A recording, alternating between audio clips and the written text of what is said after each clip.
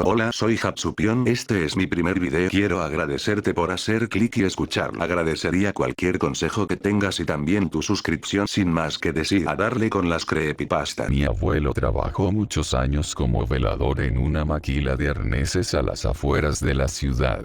El turno nocturno era tranquilo. Revisar puertas, apagar máquinas olvidadas y anotar cualquier cosa rara en una libreta vieja que siempre llevaba en el bolsillo. Nunca creyó en fantasmas. Hasta lo del casillero 18. Todo empezó cuando una muchacha llamada Laura murió en un accidente camino al trabajo. Nadie hablaba mucho del tema porque pasó feo y porque, según decían, ella apenas tenía 2 semanas trabajando ahí. Después de eso, su casillero quedó cerrado. Nadie quiso usarlo. Al principio eran cosas pequeñas. Los trabajadores de madrugada decían que el casillero sonaba por dentro como si alguien moviera herramientas. Otros juraban escuchar un celular vibrando ahí adentro, pero cuando intentaban abrirlo siempre estaba vacío. Mi abuelo se burlaba de ello. Una noche, mientras hacía ronda, escuchó golpes metálicos en los vestidores. Tac, tac, tac. Pensó que alguien se había quedado encerrado. Fue hasta el fondo del cuarto y vio que el ruido venía del casillero 18. Los golpes se detuvieron apenas se acercó. Luego empezó un sonido distinto, algo parecido a uñas raspando el metal desde adentro. Mi abuelo sintió raro el cuerpo, pero abrió el casillero de golpe. Vacío. Solo había una mochila gris colgada en el gancho. Lo extraño era que esa mochila no había estado ahí antes. La revisó pensando que algún empleado la olvidó. Dentro encontró una botella de agua, una credencial vieja y un cuaderno pequeño. La credencial era de Laura. La foto estaba dañada, como quemada alrededor de los ojos. Mi abuelo decidió dejar todo en recursos humanos al día siguiente y cerró el casillero otra vez. Pero mientras caminaba hacia la salida, escuchó claramente que alguien corría detrás de él. Pasos rápidos. Ligeros. Volteó. Nada. Cuando llegó a la caseta de vigilancia vio algo que nunca olvidó. En la ventana del reflejo detrás de él había una muchacha parada, uniforme azul, cabello mojado, la cara cubierta por sombra. Mi abuelo se giró inmediatamente. No había nadie. Esa noche no durmió. Al día siguiente quiso entregar la mochila, pero ya no estaba donde la había dejado. Pensó que alguien la tomó. Intentó olvidarla. Entonces comenzaron las llamadas. A las 3:18 de la mañana el teléfono de la caseta sonaba una sola vez. Cuando contestaba solo se escuchaba respiración. La cuarta noche escuchó una voz muy bajita. ¿Ya revisaste bien mi casillero? Mi abuelo colgó. Renunció una semana después. Años más tarde, cuando demolieron parte de la maquila, encontraron algo atorado detrás de los casilleros oxidado. Era el cuerpo de Laura. Según el reporte, llevaba ahí desde el día de su desaparición. Lo peor no fue eso. Lo peor fue que el casillero 18 seguía cerrado por dentro.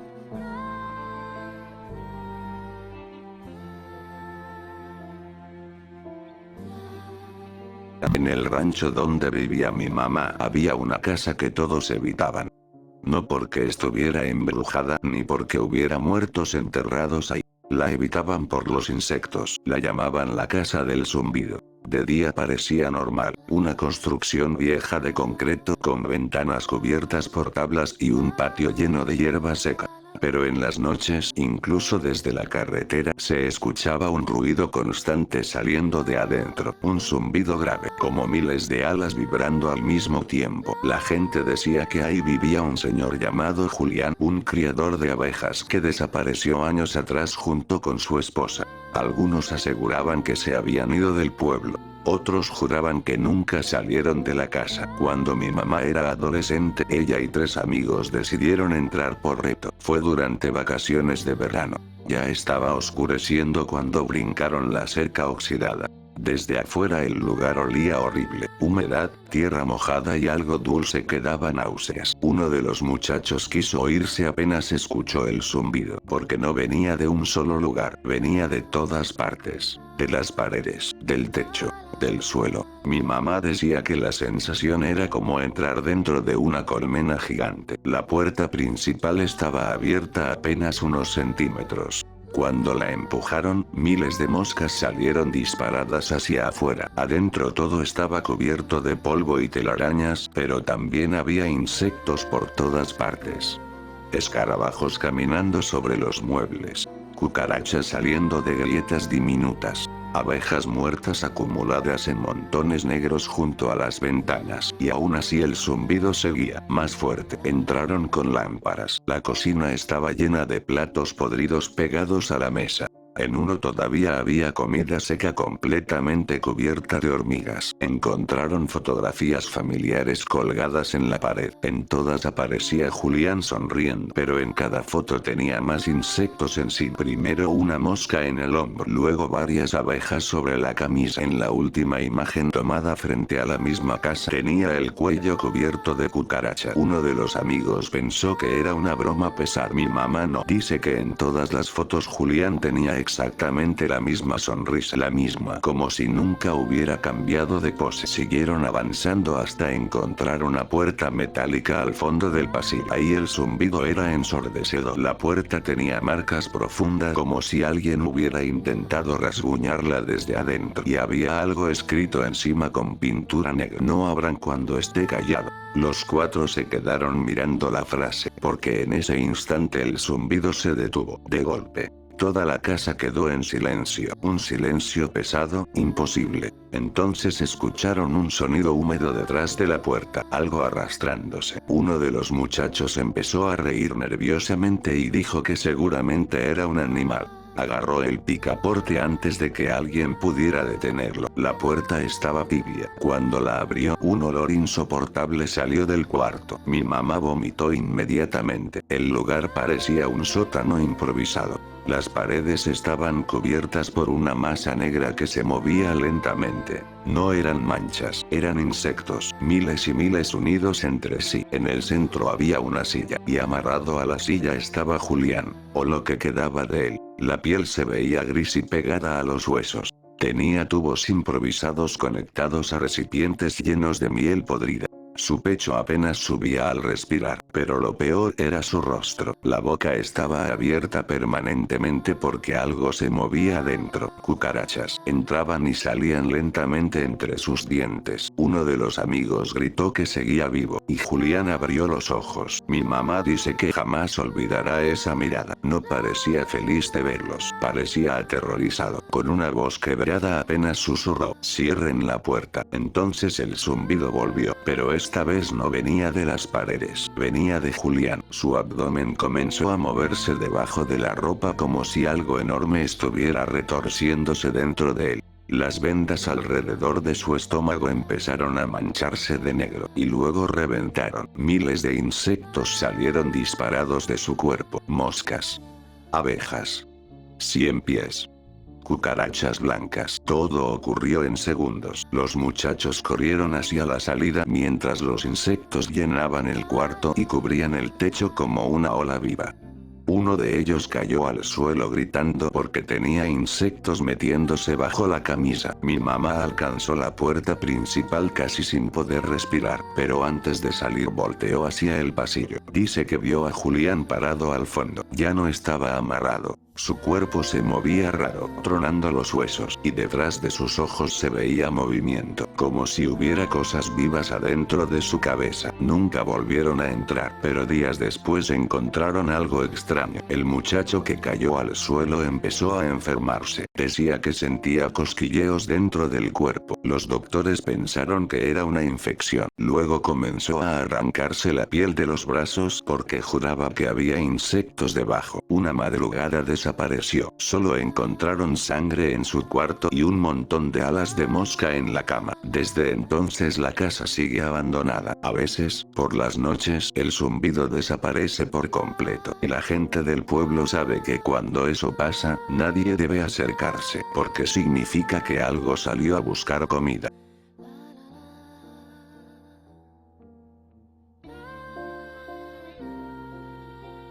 Se llamaba Amigo Invisible. Apareció en mi Play Store un jueves por la noche, cuando no podía dormir. Tenía solo 23 descargas, ninguna reseña y una calificación perfecta de 5 estrellas. La descripción era corta y perturbadora. Tu mejor amigo. El que nunca te abandona.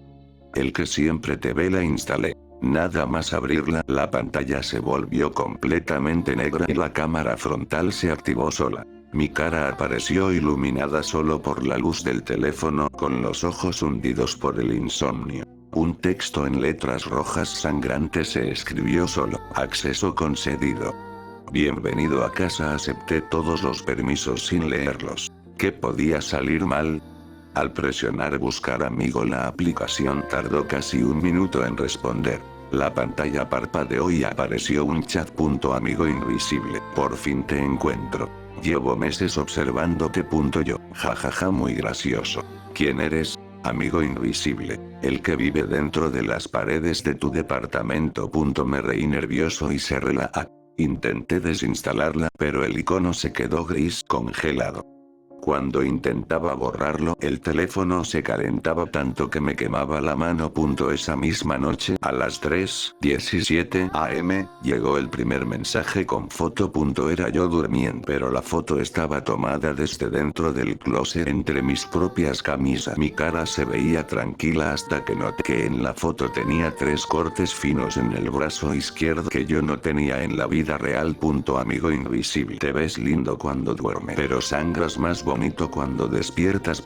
Me levanté de un salto y encendí todas las luces. No había nadie. Revisé el closet. Nada. Me lavé la cara y volví a la cama. A la mañana siguiente tenía 3 cortes superficiales en el brazo izquierdo, como si me los hubiera hecho un rastrillo muy fino. Sangraban poco, pero escocían.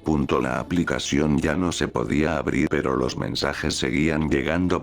Durante los siguientes días las fotos fueron empeorando. Fotos mías en la ducha con la cortina corrida, fotos desde el techo colgando boca abajo sobre mi cama, fotos donde aparecían manos pálidas y delgadas tocando mi espalda mientras yo cocinaba.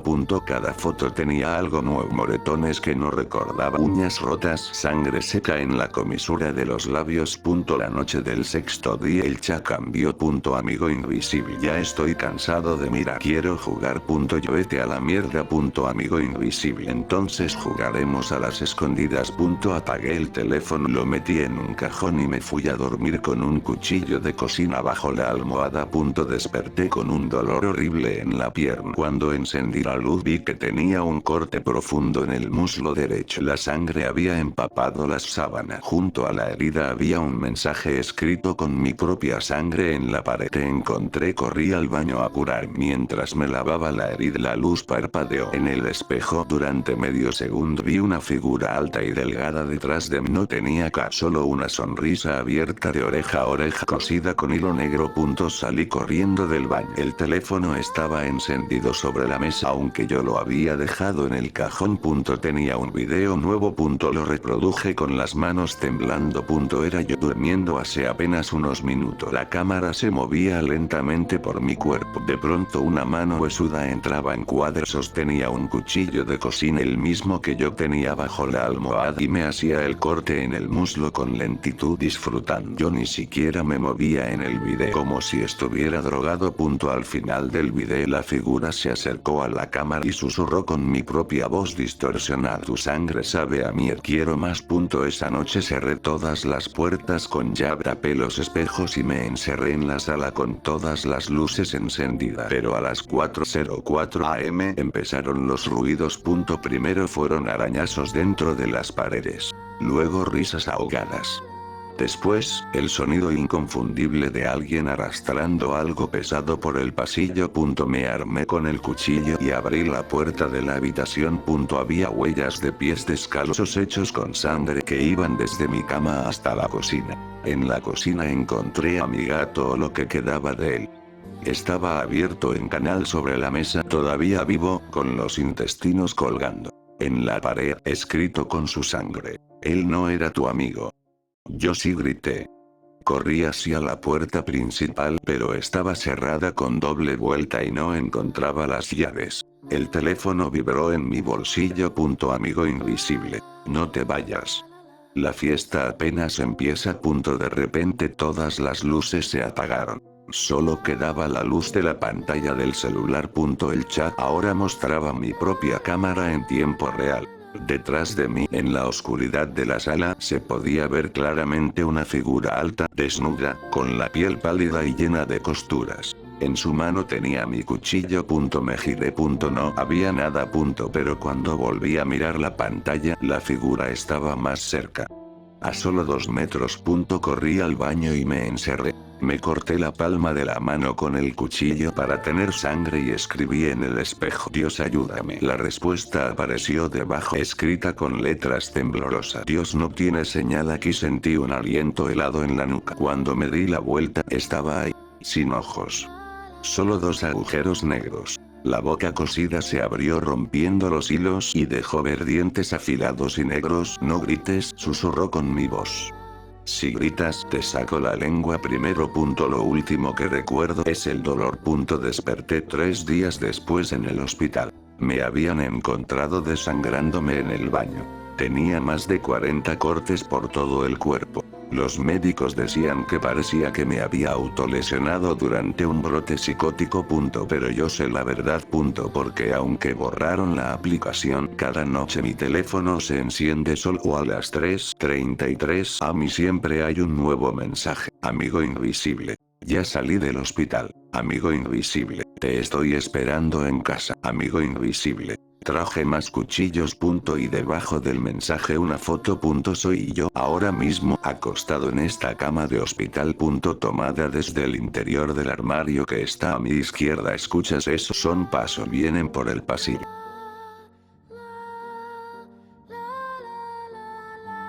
Me llamo Daniel y trabajo como repartidor nocturno en la Ciudad de México. La app pagaba bien por las entregas después de las 11, cuando la mayoría ya no quería salir. Esa noche del 3 de octubre recibí un pedido extra: Carnicería El Sacrificio. Nunca había visto ese local en la aplicación, pero el pago era triple y estaba a solo 15 minutos. Llegué a las 12:47 am. El lugar estaba en una calle oscura de Iztapalapa, entre 2 edificios abandonados. El letrero de neón parpadeaba con letras rojas: Carnicería El Sacrificio, abierto 24 horas. Olía a sangre fresca incluso desde la moto. Empujé la puerta. Un timbre oxidado sonó. Dentro hacía mucho más frío de lo normal. Las luces fluorescentes zumbaban y parpadeaban. Detrás del mostrador había un hombre enorme, calvo, con delantal blanco manchado de rojo oscuro. Su cara parecía hinchada, como si hubiera llorado sangre. Pedido para Daniel, dijo con voz ronca sin preguntar mi nombre. Sobre el mostrador colocó una bolsa negra pesada. Cuando la agarré sentí que algo dentro se movía. No abras la bolsa hasta llegar, me advirtió. Si la abres antes, te cobramos extra.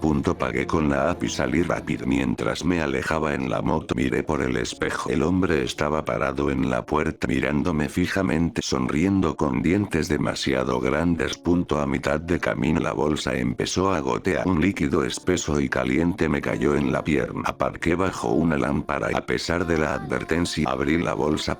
Dentro había 3 paquetes envueltos en papel blanco. Del primero goteaba sangre. Lo abrí. Era un brazo humano cortado limpiamente a la altura del hombro. Todavía tenía el tatuaje que yo mismo me había hecho a los 19. Una calavera con rosas. Me quedé congelado. Era mi brazo, mi propio brazo. Empecé a vomitar. Cuando miré mi hombro izquierdo estaba intacto, pero el brazo cortado en la bolsa tenía exactamente mis cicatrices, mis lunares, hasta la uña rota del pulgar que me había hecho esa misma tarde. Con manos temblorosas abrí el segundo paquete. Era una pierna, mi pierna derecha, todavía con el zapato puesto. El tercero era peor, una cabeza, mi cabeza, los ojos aún abiertos mirando hacia arriba con expresión de terror absoluto. La boca estaba cosida con hilo negro grueso.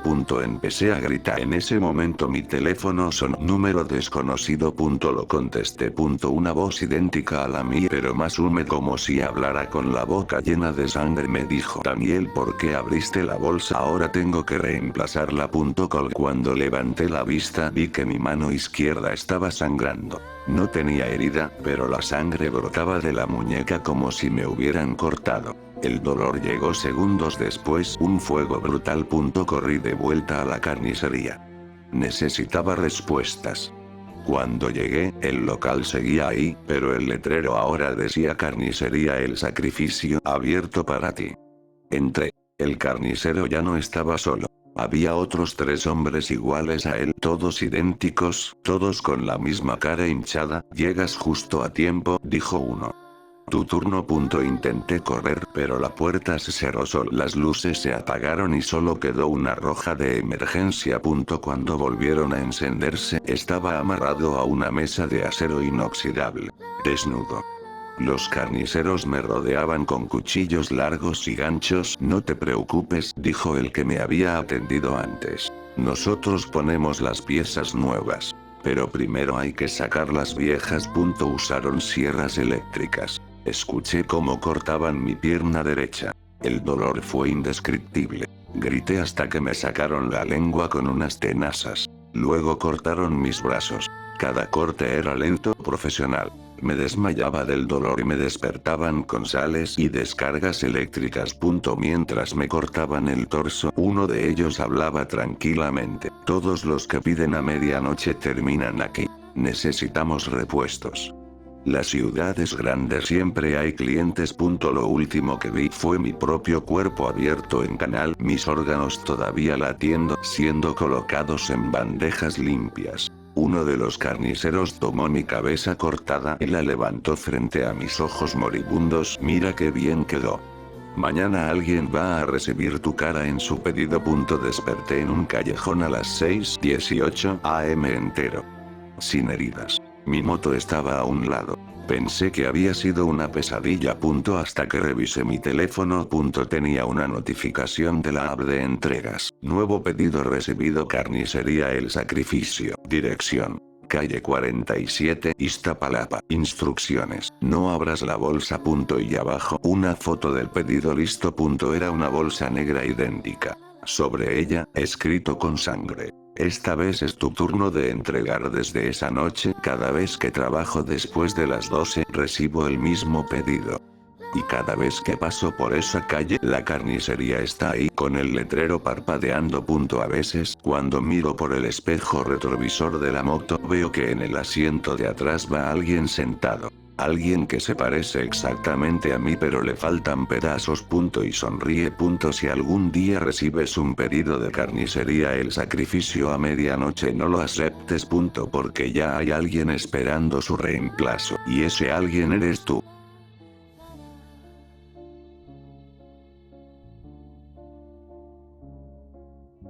Me llamo Raúl y soy guardia de seguridad en el Hospital General de la Ciudad de México. El turno de la noche en el ala vieja, el edificio de 1978 que ya casi nadie usa, paga doble, así que lo acepté sin pensarlo 2 veces. La mayoría de los pasillos están cerrados con cadenas, pero hay que rondar igual. La primera semana todo fue normal, luces parpadeantes, olor a cloroformo viejo y ese silencio que pesa. Hasta la noche del 17 de noviembre. Eran las 2:14 am cuando el ascensor del bloque C se activó solo. El tablero marcó que bajaba del 4.º piso, pero el 4.º piso lleva cerrado desde 2009, después del incendio que mató a 14 pacientes. Las puertas se abrieron en la planta baja y estaba vacío. Solo había un charco pequeño de algo oscuro en el piso del ascensor. Olía a hierro. Subí a revisar. Cuando llegué al piso 4, las puertas del ascensor se cerraron detrás de mí antes de que pudiera reaccionar. Las luces del pasillo se encendieron una por una con un zumbido enfermo. El ala estaba completamente inundada de sangre, no salpicadura, inundada hasta los tobillos. Caminé lentamente, mis botas chapoteaban. Al final del pasillo vi la habitación 404. La puerta estaba abierta y había luz blanca saliendo de dentro. Entré.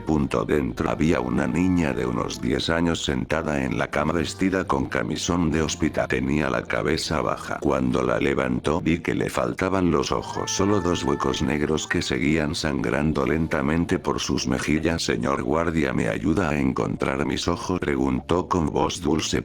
Di un paso atrás y choqué contra algo. Me giré. Era un médico, o lo que quedaba de uno. Su bata blanca estaba completamente empapada de sangre fresca. Le faltaba la mitad inferior superior de la cara. La mandíbula colgaba suelta unida solo por piel y tendón. En su mano tenía una sierra quirúrgica todavía encendida.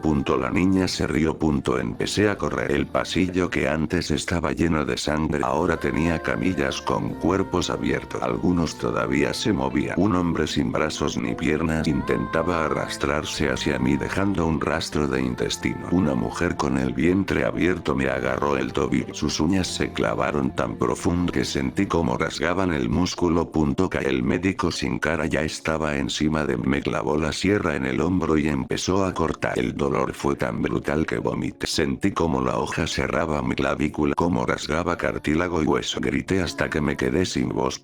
Desperté en la caseta de vigilancia del primer piso. Eran las 6:07 am. Mi uniforme estaba limpio. No había ninguna herida. Pensé que había sido una pesadilla hasta que me moví y sentí un dolor horrible en el hombro izquierdo. Me quité la camisa en el baño. Tenía una herida fresca cosida toscamente con hilo negro. La forma era exactamente la de una sierra quirúrgica. Esa noche volví. No podía dejar el trabajo. A las 2:14 am el ascensor volvió a bajar solo. Esta vez subí armado con mi pistola. El cuarto piso ya no estaba inundado de sangre. Estaba peor.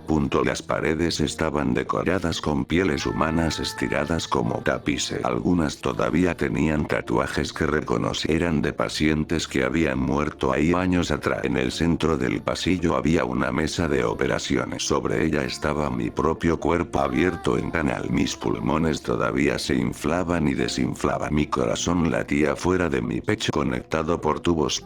La niña sin ojos estaba parada al lado sosteniendo mis riñones en sus manitas. Señor guardia, ya llegó su turno, dijo sonriendo. Intenté disparar. La pistola solo hizo clic. El médico sin cara apareció detrás de mí y me golpeó la nuca. Desperté amarrado a esa misma mesa. Esta vez era real.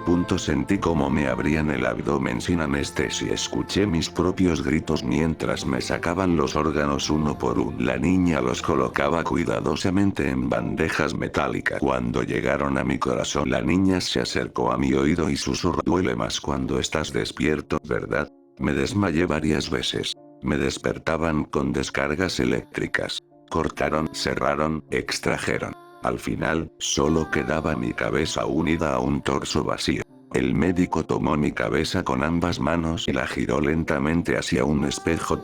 Vi mi propio rostro, pero ya no tenía ojos. Solo dos huecos sangrantes. Ahora trabajo todas las noches. Ya no necesito uniforme. Uso bata blanca. Si alguna vez estás internado en el ala vieja del Hospital General y escuchas que el ascensor sube al cuarto piso a las 2:14 am, no subas. Porque nosotros siempre necesitamos repuestos nuevos. Y tu cara se vería muy bien en la pared de la habitación 404.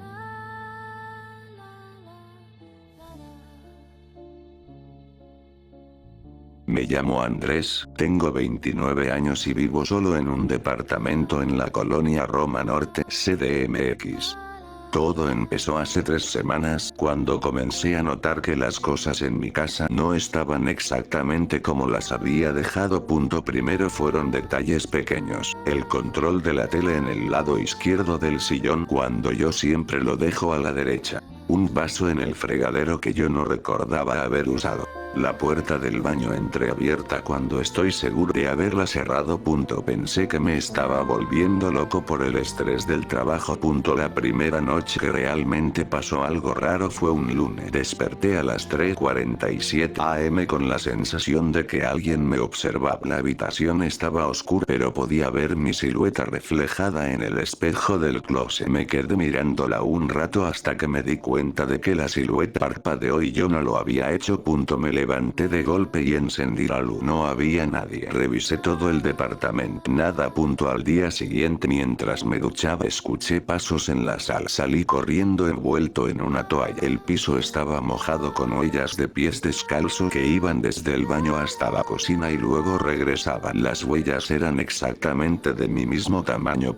Esa noche dejé la cámara del teléfono grabando mientras dormía. Al revisar el video a la mañana siguiente vi algo que me heló la sangre. A las 4:12 am mi cuerpo se levantó de la cama solo, caminó hasta la cocina, abrió el cajón de los cuchillos, sacó el más grande y se quedó ahí parado durante 8 minutos mirándolo fijamente bajo la luz de la nevera. Luego regresó a la cama como si nada. Yo seguía durmiendo profundamente todo el tiempo.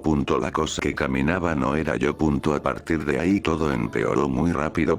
La otra versión empezó a salir más seguido. A veces me despertaba y encontraba comida preparada en la mesa aún caliente con un mensaje escrito con salsa: come, estás muy delgado. Otras veces encontraba ropa mía recién lavada y planchada, aunque yo no había lavado nada. Pero lo peor eran las fotos. Empecé a recibir mensajes de mi propio número de WhatsApp. Eran fotos tomadas desde dentro de mi departamento. Fotos mías durmiendo, fotos mías duchando, fotos mías sentado en el sillón viendo la tele tomadas desde atrás del sillón. En algunas aparecían dedos pálidos tocando mi cabello. La noche del jueves decidí confrontarlo. Dejé una nota en la mesa: ¿quién eres? ¿Qué quiere? A la mañana siguiente había una respuesta escrita con mi propia letra pero más temblorosa: quiero ser tú. Ya casi lo logro. Esa misma noche mientras veía una serie escuché la puerta de mi habitación cerrarse. Fui a abrirla y estaba trabada. Desde adentro se oía mi propia voz tarareando una canción que yo suelo cantar en la ducha. Empecé a golpear la puerta desesperada. De repente todo quedó en silencio y luego muy cerca del otro lado de la madera escuché un susurro: SHHH, ya casi termino. Corrí al balcón y llamé a la policía. Mientras esperaba miré hacia la ventana de mi habitación. Ahí estaba yo parado mirándome, sonriendo de una forma que yo nunca sonríe. Tenía la boca demasiado abierta. Detrás de él en la cama vi mi cuerpo real, inconsciente, sangrando por la nariz. La policía nunca llegó. Cuando volví a mirar la cosa ya no estaba. A las 3:33 am mi teléfono vibró. Mensaje de mi propio número: ya salí, te ves mejor desde afuera. Sentí un dolor agudo en la espalda. Cuando me toqué tenía 3 cortes profundos, sangraban mucho. Corrí al espejo del baño y ahí estaba la cosa parada detrás de mí. Aunque yo estaba solo, me sonrió y levantó un cuchillo. Desperté en el hospital 2 días después. Los médicos dijeron que me había encontrado un vecino casi desangrado en el piso del baño. Tenía más de 20 cortes por todo el cuerpo, algunos hasta el hueso. Decían que parecía un intento de suicidio. Pero yo sé que no fui yo. Me dieron de alta. Ayer volví al departamento. Todo estaba limpio, demasiado limpio. La nevera llena de comida, mi ropa planchada y sobre la mesa había un teléfono idéntico al mío. Lo encendí. La pantalla de fondo era una selfie mía pero tomada hace unas horas mientras yo estaba en el hospital. Y tenía un mensaje nuevo: bienvenido a casa. Ahora somos 2, pero solo uno puede quedarse. Escuché la llave girar en la puerta principal. Alguien acaba de entrar. Y está silbando mi canción favorita.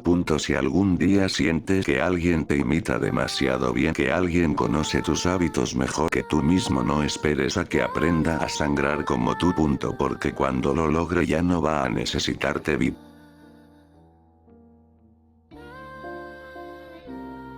Me llamo Karim, tengo 26 años y trabajo en un edificio de oficinas en Polanco. El turno de limpieza nocturna paga bien. Como vivo lejos siempre termino saliendo después de la 1 am. El edificio tiene 18 pisos y el ascensor principal es viejo, de esos que todavía tienen espejo en las 3 paredes y una luz amarillenta que parpadea. Todo empezó la noche del 11 de mayo. Estaba sola en el piso 14 terminando de limpiar. Llamé al ascensor y, cuando llegó, la pantalla marcaba PB planta baja. Entré. Apenas se cerraron las puertas, el ascensor empezó a bajar pero no se detuvo en ningún piso. Pasó el 1, pasó planta baja y siguió bajando. El display se puso en blanco y luego mostró números negativos: -1, -2, -3. Se detuvo en -13. Las puertas se abrieron. El olor me golpeó. Primer sangre podrida, carne quemada y algo dulce como flores muertas. El pasillo que se veía afuera no era de concreto, era carne. Paredes de músculo rojo oscuro que latían lentamente, venas gruesas pulsando en el techo. El piso era blando y húmedo como lengua. Di un paso atrás dentro del ascensor pero las puertas ya se estaban cerrando. Logré salir justo antes. Caminé. Mis zapatos se hundían un poco con cada paso. Escuchaba latidos lejanos como si estuviera dentro de un corazón gigante. Al final del pasillo había una habitación iluminada. Dentro había gente. O lo que alguna vez fue gente. Un hombre de traje estaba clavado en la pared con ganchos de carnicero atravesándole las muñecas y tobillos. Todavía estaba vivo. Giró la cabeza hacia mí y abrió la boca. De ella salió un chorro de sangre negra. Llevo 3 años aquí, gorgoteó. No dejes que te toque. En el centro de la habitación había una mesa de operaciones oxidada. Sobre ella, una mujer embarazada con el vientre abierto de arriba a abajo. El feto todavía se movía dentro conectado por cordones. Un ser sin pie con demasiados dientes estaba inclinado sobre ella arrancando pedazos con las manos y comiéndoselos. La cosa levantó la vista. No tenía ojos, solo cuencas vacías y una sonrisa que le llegaba hasta las orejas. Nueva carne, dijo con voz de niña. Corrí. El pasillo ahora era más largo. Las paredes se contraían y expandía como respirando. Escuché miles de voces susurrando mi nombre. Tropecé con algo. Era una pierna humana todavía con zapato de taco. Mi mismo zapato. Llegué a otro ascensor. Uno diferente, más antiguo, con rejas. Entré, marqué planta baja desesperadamente. Empezó a subir. Cuando las puertas se abrieron, estaba de nuevo en el piso 14. Mi carrito de limpieza estaba exactamente donde lo había dejado. Miré el reloj, solo habían pasado 7 minutos. Pensé que había sido una alucinación por el cansancio. Pero cuando me miré en el espejo del ascensor normal, tenía sangre en la blusa. Sangre que no era mía. Y me faltaba un mechón de cabello arrancado de raíz. Desde esa noche, el ascensor me busca. Cada vez que entro después de las 12, hay una probabilidad. A veces baja normal. Otras veces las luces parpadean y el display empieza a contar hacia abajo. La tercera vez que bajé fue peor. En el -13 me estaban esperando. Había versiones de docenas, algunas sin brazo, otras sin pie. Una de ellas tenía la cara completamente pelada, músculos rojos brillantes y sonreía con mis dientes. La yo sin ojos se acercó y me acarició la mejilla con dedos fríos. Necesitamos más piezas para terminarte, susurró. La Karina de arriba ya casi está lista. Solo falta tu corazón. Intenté correr pero me atraparon. Me arrastraron hasta la mesa. Sentí como me abrían el abdomen con cuchillos oxidados. No había anestesia. Grité hasta quedarme ronca mientras sacaban mis órganos uno por uno. Los pesaban, los medían y los colocaban en bandeja. Una versión de mí sin piernas me sostenía la cabeza para que viera todo. Cuando llegaron a mi corazón, la Karina sin cara se inclinó sobre mí y me besó en la frente. Gracias por la donación. Desperté tirada en el lobby del edificio a las 6:15 am. Estaba completa, sin heridas visibles, pero sentía un vacío horrible en el pecho. Ahora cada vez que me miro al espejo hay pequeños detalles que no cuadran. A veces mi reflejo parpadea un segundo después que yo. A veces sonríe cuando yo no lo hago. Anoche mientras bajaba sola en el ascensor marcó -13 sin que yo presionara nada. Las puertas se abrieron. Del otro lado estaba yo. Perfecta. Sonriendo con mi mismo uniforme. Ya terminé, dijo. Ahora es tu turno de quedarte aquí abajo. Intenté cerrar las puertas pero ella metió la mano. Sus uñas se clavaron en mi brazo y empezaron a arrancar la piel como si fuera papel. Si trabajas de noche en un edificio viejo de la Ciudad de México y el ascensor empieza a bajar, solo no entres. Porque ahí abajo no te matan. Te desarman. Y luego usan tus piezas para terminar de construir a la que va a reemplazarte en la superficie. Y ella ya aprendió a caminar como tú, a hablar como tú, a sangrar como tú. Pronto nadie notará la diferencia. Ni siquiera tú.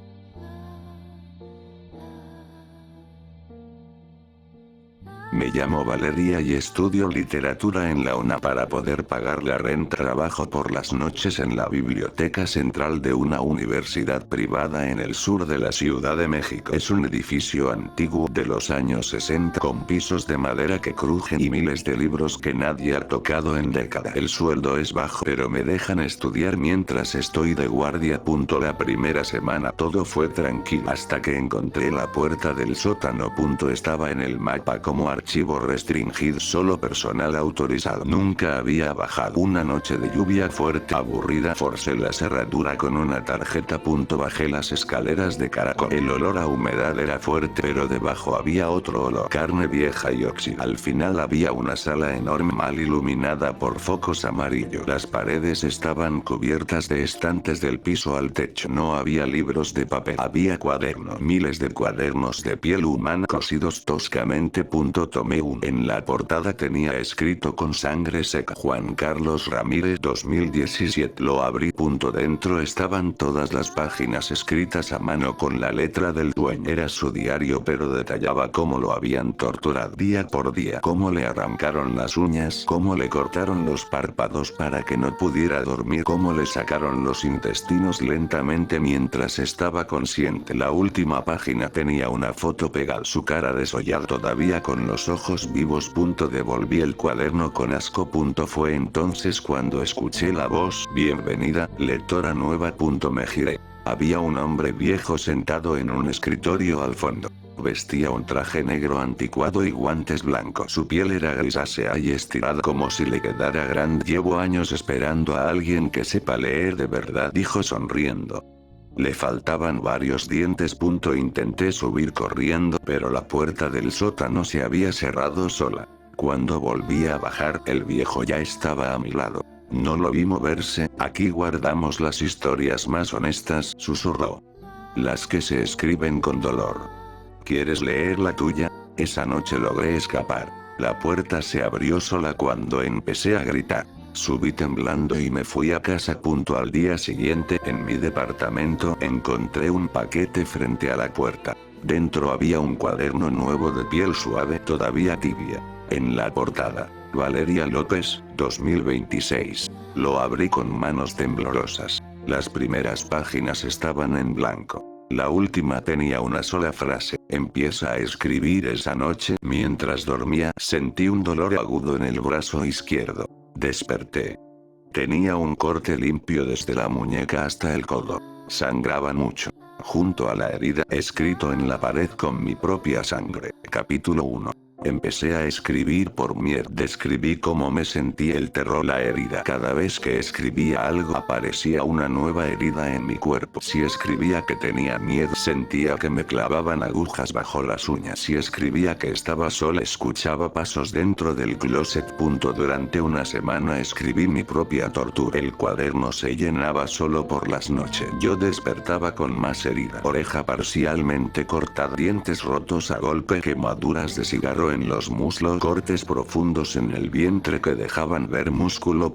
La noche del 8º día ya no pude más. Tomé el cuaderno y bajé al sótano de la biblioteca. El viejo estaba esperándome. Excelente trabajo, dijo hojeando mi cuaderno. Muy descriptivo. El lector va a sentir cada corte. Le supliqué que me dejara en paz. El viejo se rió y su risa sonó como huesos rompiéndose. Las historias necesitan final, Valeria, y tu final va a ser hermoso. Me desperté amarrada a una silla de madera en medio de la sala del sótano. Estaba rodeada de estantes. El viejo ya no estaba solo. Había otras figuras, hombres y mujeres con la piel gris, todos ex lectores. Empezaron a trabajar.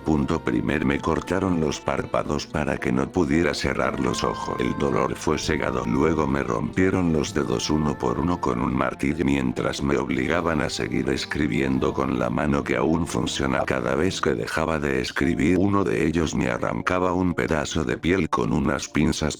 Escribí cómo me estaban desollando la espalda. Escribí cómo me sacaban los dientes con alicate. Escribí cómo me abrían el estómago y jugaban con mis intestinos como si fueran cuerdas de guitarra. Mientras escribí, sentía todo en tiempo real. La última cosa que escribí fue: y entonces entendí que nunca saldría de esta historia. El viejo tomó el cuaderno terminado, lo olió y sonrió. Perfecto. Este va a ser uno de los más solicitados. Ahora estoy dentro del estante. Mi cuerpo sigue vivo. Apenas me mantienen con suero y medicamentos para que no muera. Cada cierto tiempo alguien baja, toma mi cuaderno y lo lee en voz alta. Cuando lo hace, vuelvo a sentir todos los cortes, todas las fracturas, todos los órganos tocados. Si alguna vez estás en una biblioteca antigua de la serie MX y encuentras una puerta que lleva a un sótano que no aparece en los planos, no bajes. Porque ahí no guarda guardan libros. Guardan vidas enteras. Y la tuya sería una muy buena historia.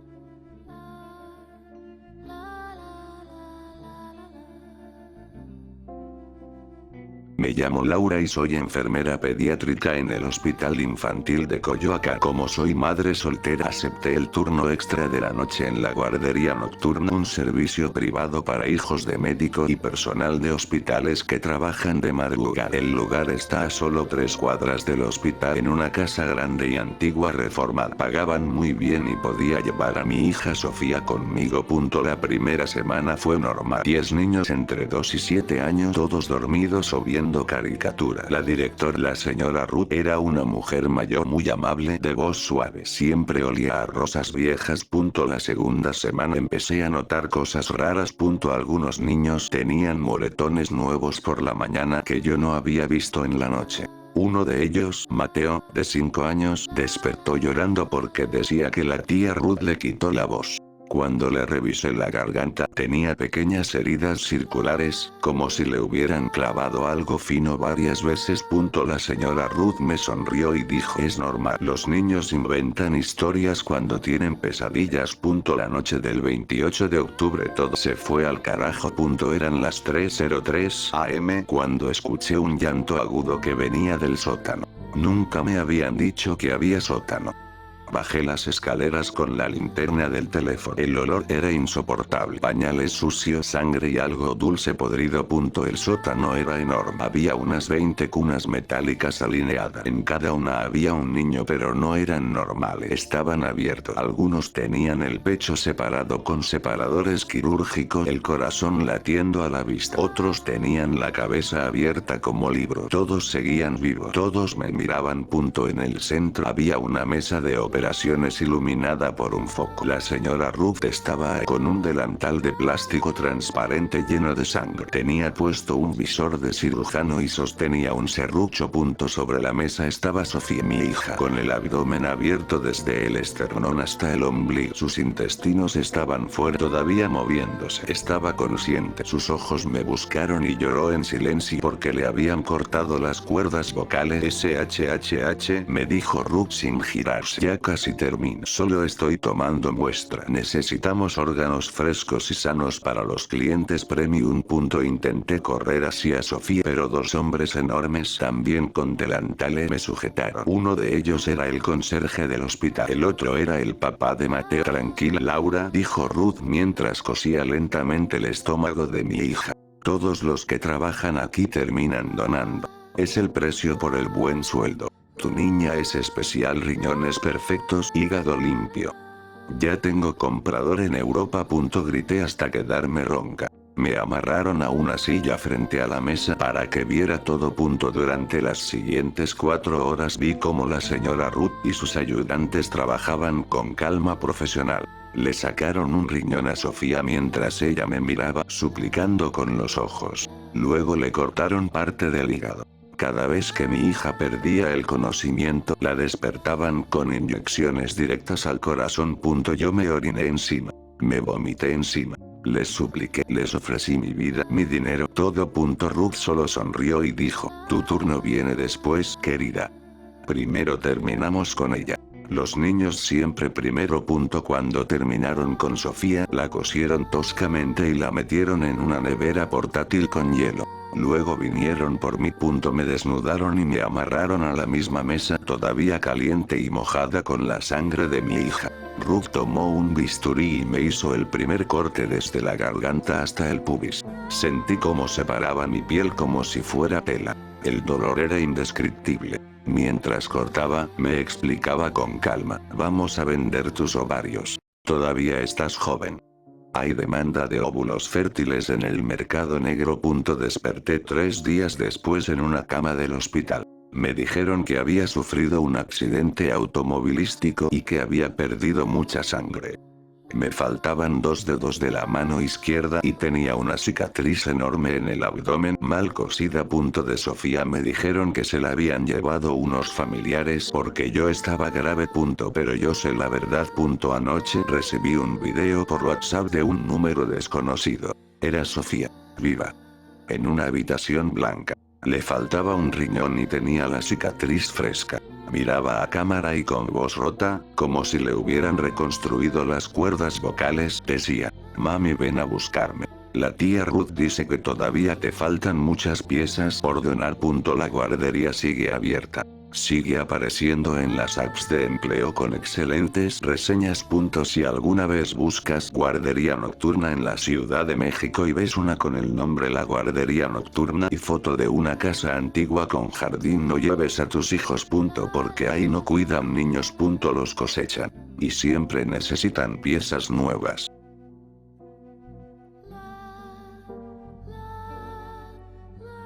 Me llamo Miguel y trabajo como supervisor de mantenimiento en el sistema de transporte colectivo Metro de la Ciudad de México. Llevo 11 años aquí y pensaba que ya había visto todo: suicidios, cadáveres en las vías, gente desmayada, peleas, pero nada me preparó para la noche del 14 de abril. Esa madrugada me tocó el turno de cierre en la estación Zócalo. A las 00:07 ya no quedaba nadie.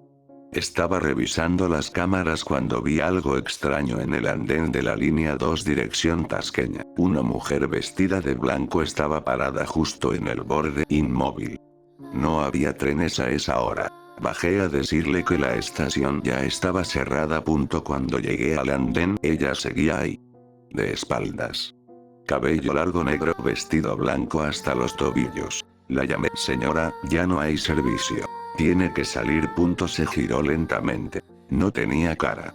Solo piel lisa donde deberían estar los ojos, nariz y boca. Como un maniquí sin terminar. Di un paso atrás y ella inclinó la cabeza. Entonces escuché el ruido de un tren acercándose. Imposible. Todos los trenes estaban guardados. Las luces del túnel se encendieron y un convoy viejo, sucio y con todas las ventanas rotas entró a la estación a toda velocidad. Se detuvo con un chirrido horrible. Las puertas se abrieron solas. Dentro había gente. Decenas de personas de pie, apretadas. Todas mirándome. Muchas tenían heridas graves, brazos colgando por piel, cráneos abiertos, tripas saliendo por la ropa. Pero estaban vivos. Todos voltearon la cabeza al mismo tiempo hacia mí. La mujer sin cara me empujó adentro con una fuerza sobrenatural. Las puertas se cerraron y el tren arrancó. No iba hacia Tasqueña. Iba hacia abajo. El túnel se volvió más estrecho, las luces más rojas. El display que normalmente marca las estaciones ahora solo mostraba línea 00, sentido muerte. Empezaron a moverse. Un hombre con la mitad de la cara arrancada se acercó y me agarró del brazo. Sus dedos se hundieron en mi piel como si fueran garras calientes. Bienvenido al turno noche, susurró con voz burbujeante. Intenté forcejear. Otro pasajero, una mujer con el cuello cortado de oreja a oreja, me clavó un vidrio roto en el hombro. El dolor fue brutal. Sentí como rasgaba músculo. Grité. Todos se rieron. El tren se detuvo en una estación que no existe en ningún mapa. Se llamaba Carnicería Central. Me arrastraron fuera. El andén estaba lleno de mesas metálicas manchadas de sangre vieja y nueva. Había decenas de personas trabajando, algunos con uniformes del metro, otros con batas de carnicero. Todos tenían los ojos completamente negros. Un tipo grande, calvo, con placa de supervisor como la mía, se acercó sonriendo. Le faltaba la mandíbula inferior. Miguel, por fin llegas. Te estábamos esperando para el despiece. Me amarraron a una de las mesas. Primero me quitaron la camisa. Luego, con sierras eléctricas pequeñas, empezaron a cortarme lentamente, profesionalmente. Me serrucharon el brazo izquierdo a la altura del codo. Sentí cada diente de la sierra rompiendo hueso. El dolor era tan intenso que me desmayé. Me despertaron con un balde de agua mezclada con ácido que me echaron en la herida abierta. Todavía, compa, dijo el supervisor. Tenemos que sacarte todo mientras estés consciente. El jefe dice que la carne duele más rica.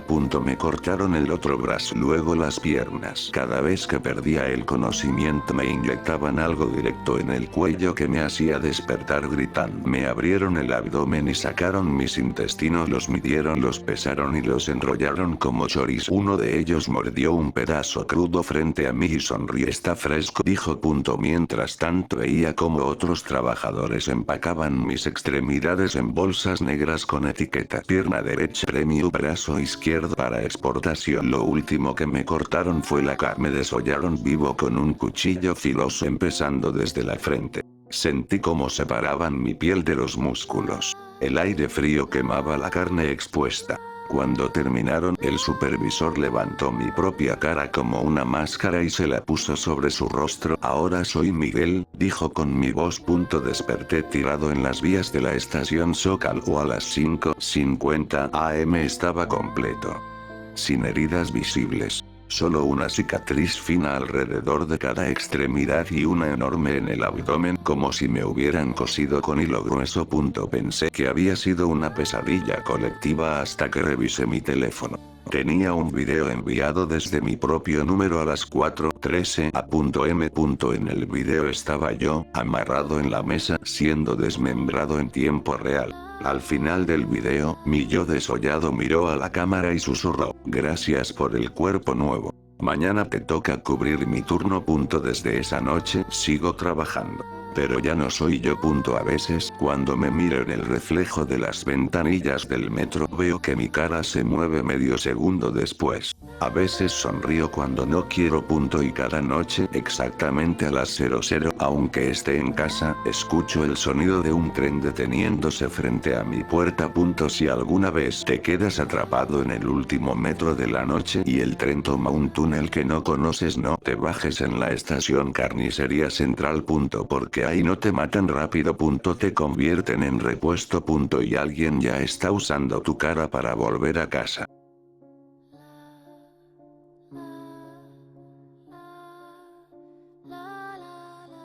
Me llamo Ernesto, tengo 34 años y soy taxista nocturno en la Ciudad de México. Trabajo desde las 9 de la noche hasta las 6 de la mañana porque el dinero rinde más y hay menos tráfico. Una madrugada del 9 de mayo recibí una llamada por la app a las 2:27 am desde la colonia obrera. El destino era Carnicería La Preferida. Nunca había escuchado ese nombre, pero el pago era de $850 por un viaje corto. Acepté. Llegué a una calle angosta y oscura. La carnicería estaba abierta, con un letrero de neón rojo que parpadeaba. Olía a sangre fresca desde la banqueta. Toqué el claxon. Salió un hombre gordo, calvo, con delantal blanco completamente empapado de rojo. Cargaba 2 bolsas negras grandes y pesadas. Llévalas a esta dirección, dijo, entregándome un papel. No abras las bolsas. Si las abres, el pedido se cancela y te cobramos el doble. Metí las bolsas en la cajuela. Pesaban demasiado para ser solo carne. Mientras manejaba por Insurgentes, empecé a escuchar ruido, como si algo dentro se moviera. Golpes suaves, un gemido ahogado. Me detuve en un semáforo contra la advertencia. Abrí la cajuela. La primera bolsa estaba llena de brazos humanos, algunos todavía con reloj. La segunda tenía piernas y un torso abierto en cana con los pulmones todavía inflándose lentamente. Reconocí el tatuaje de una Virgen de Guadalupe en uno de los brazos. Era el mismo que tenía mi hermano menor, que había desaparecido hacía 2 años. Cerré de golpe y vomité en la calle. Cuando me di la vuelta, el carnicero estaba parado detrás de mí. Sonreía. Tenía los dientes afilados. Te dije que no abrieras, Ernesto. No recuerdo cómo llegué a la siguiente dirección. Era un edificio viejo en la Roma. Bajé las bolsas temblando. Un hombre delgado con bata de médico me recibió en la puerta del departamento. Excelente. Llegó fresco, dijo, revisando el contenido como si fueran piezas de res. Tu hermano dio buen dinero hace 2 años. Ahora te toca a ti completar el pedido. Intenté correr. Me golpeó en la nuca con algo pesado. Desperté amarrado a una mesa de acero en lo que parecía el sótano de la carnicería. Estaba completamente desnudo. 4 hombres con delantales me rodeaban. El gordo calvo era el que mandaba. Tranquilo, esto no duele mucho, dijo mientras afilaba un cuchillo largo. Empezaron por las piernas. Usaron un serrucho manual. Sentí cada diente clavándose en la piel, rasgando músculo, triturando hueso. Grité hasta que me rompí la voz. Me cortaron la pierna derecha a la altura de la rodilla. La sangre salía a chorros. Uno de ellos la levantó y la mostró como trofeo antes de meterla en una nevera. Buena pieza. Cliente premium en Polanco la pidió. Luego vino la izquierda. Esta vez usaron una sierra eléctrica. El ruido era ensordecedor. El dolor indescriptible. Me desmayé. Me despertaron echándome alcohol directo en las heridas abiertas. Me abrieron el abdomen. Sacaron mis intestinos y los colocaron sobre una báscula. Pesaron cada órgano. El hígado lo rechazaron porque tenía grasa. Me lo dejaron puesto. El riñón izquierdo lo sacaron y lo pusieron en una hielera con hielo. Mientras me desangraba, el carnicero jefe se acercó a mi oído. Todos los taxistas que aceptan viajes a medianoche terminan aquí. Necesitamos carne fresca todas las noches. La ciudad come mucho. Lo último que recuerdo es que me desollaron el pecho. Sentí como separaban la piel del músculo como si pelaran una naranja. El aire frío quemaba la carne viva. Desperté 3 días después en un hospital. Me dijeron que me habían encontrado tirado en una calle con múltiples amputaciones y que había perdido mucha sangre.